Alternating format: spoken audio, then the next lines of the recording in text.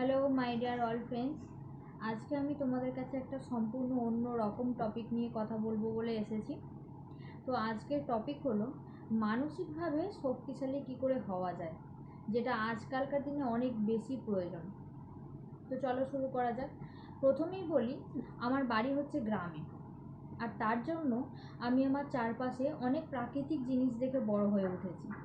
এই যেমন ধরো, গরু ছাগলের জন্ম থেকে শুরু করে গাছপালা, চাষাবাদ, যেগুলো শহরে খুব একটা দেখতে পাওয়া যায় না। তো এই কথাগুলো কেন বলছি একটু পর বুঝতে পারবেন।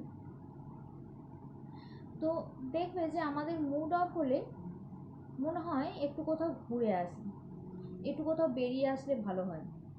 তো বেড়াতে যাওয়ার কথা মাথায় আসলে সর্বপ্রথম আমাদের মাথায় কি আসে? যে আমরা নয় পাহাড়ে যাব, না হলে সমুদ্রে যাব। এবার দেখো, তোমাদেরকে আমরা এমন কোনো একটা জায়গায় নিয়ে যাওয়া হলো, যে এমন কোনো একটা জায়গায় যেতে বলা হলো যেখানে পাহাড় সমুদ্র সবই আছে, কিন্তু কোনো গাছপালা নেই। তো তোমার কেমন লাগবে? তুমি সেই জায়গায় গিয়ে থাকতে পারবে, নাকি সেই জায়গাটা তোমাদের ভালো লাগবে?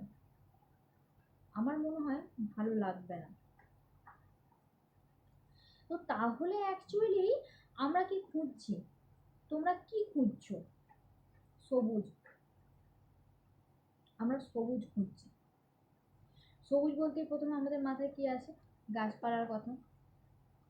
গাছ ছোট হোক কিংবা বড়, সেটা কিন্তু আমরা উদ্ভিদ নামেই জানি।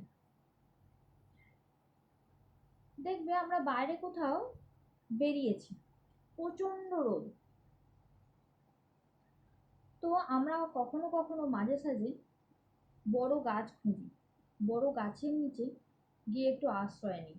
ছোট গাছের নিচে কিন্তু আমরা গিয়ে আশ্রয় নিই না। এই বড় গাছ আর ছোট গাছ কেন বললাম, আশা করি এবার বুঝতে পারছো। ঠিক তেমনই আবার একটা কথা দেখবে, যে ওই যে গাছটা বড় হয়েছে, তার মূল উৎস কি ছিল? একটা ছোট্ট বীজ।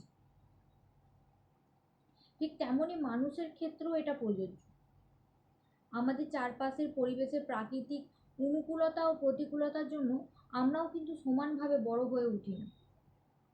মানুষের পরিচিতি তার বড় হয়ে ওঠার মূল উৎস কি জানো? তার কর্ম। তুমি যেমন কর্ম করবে, ঠিক তেমনই ফল পাবে। দেখবে কোনো কোনো গাছকে আমরা কখনো কখনো অনেক পুরনো বাড়ির পাঁচিলের উপর বেড়ে উঠতে দেখি। আবার দেখি যে গাছটা বেশ বড় হয়ে উঠেছে, কিন্তু ওই গাছটা বেড়ে ওঠার জন্য ওটার ওই প্রাকৃতিক অনুকূল পরিবেশ কিন্তু ওই গাছটার ছিল না। মানুষের ক্ষেত্রেও আমরা কিন্তু সেরকম সবসময় যে সেই প্রাকৃতিক অনুকূল পরিবেশটা পাই তা কিন্তু না। আমরা অনেক বড় বড় মানুষের কথা জানি, যেমন ধরো ঈশ্বরচন্দ্র বিদ্যাসাগর। তার গল্প তো তোমাদের কারোর অজানা নয়। তাই বলছি যে দেখবে যে আমরা ওনার কথা আমরা জানি, যে উনি কীরকম পরিবার থেকে উনি বড় হয়ে উঠেছিলেন, কিন্তু ওনার মধ্যে একটা কী ইচ্ছা ছিল যে উনি পড়াশোনা করবেন। তো উনি করেছেন, উনি পেরেছেন। উনি পেরেছেন বলেই আজকে আমরা সকলেই ওনার কথা জানি। তো আমার বলা এটাই, যে কখনো যেমনই পরিস্থিতি আসুক না কেন, কখনো ভেঙে পড়বে না। আমাদের সাথে এমন অনেক ঘটনা ঘটে যার জন্য আমরা বারবার ভেঙে পড়ি, আর ভাবি আমার বোধহয় কিছু হবে না, আমার বোধহয় আর কিছু হলো না, আমাকে দিয়ে বোধহয় আর কিছু সম্ভব না। তাই বলি কি বন্ধু, এই কথাটাই ভাববে না যে তোমার হবে না। তোমার হবে, তোমারই হবে। মনকে শক্ত করো, নিজের ওপরে আস্থা রাখো, বিশ্বাস রাখো, আর মানসিকভাবে নিজেকে শক্তিশালী করে তোলো। তুমি যত নিজের ওপরে বিশ্বাসটা রাখবে, যত নিজেকে বোঝাবে যে না তুমি পারবে, তখন দেখবে তুমি আজ যে কাজটা পারছো না, কাল ঠিক সেই কাজটা পারবেই পারবে। যে সিঁড়িতে আজ তুমি উঠতে পারছো না, একদিন সেটা সফল হবেই। জানি না ঠিক করে বোঝাতে পারলাম কি না তোমাদের, ভুল ত্রুটি হলে ক্ষমা করে দিও।